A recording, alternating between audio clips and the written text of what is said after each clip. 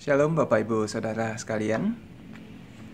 Satu kali ada seorang bapak yang berasal dari luar pulau.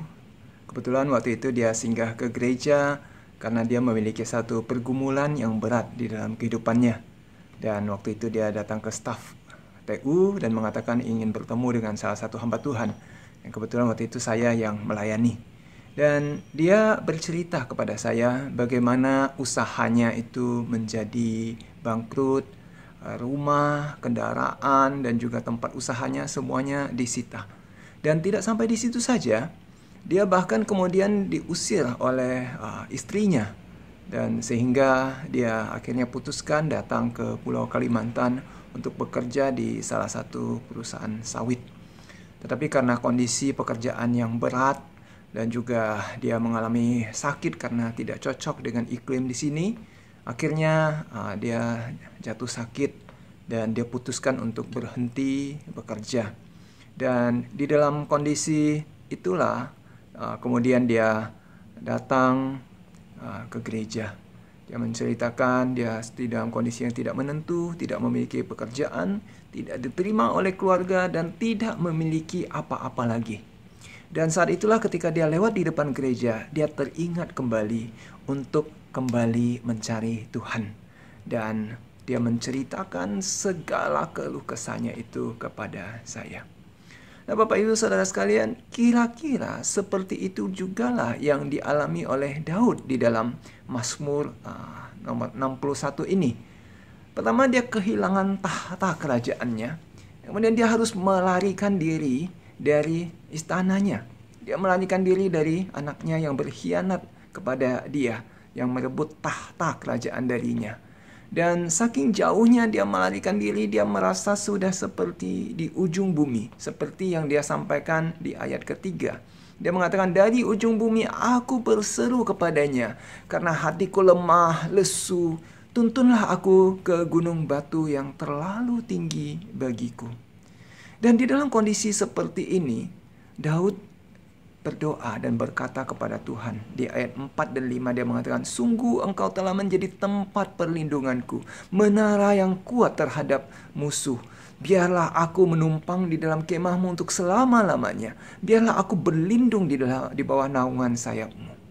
Daud mengatakan hanya Tuhan yang bisa menjadi tempat perlindungan, dan dia mau tinggal di dalam kemah Tuhan dan berlindung di bawah sayapnya untuk selama-lamanya.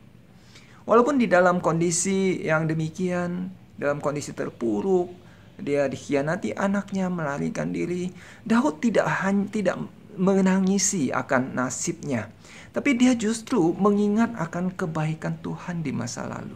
Dia mengingat bagaimana Tuhan telah menyertai dia, Tuhan telah menolong dia, dan bahkan Tuhan telah melindungi dia dari segala mara bahaya yang ada.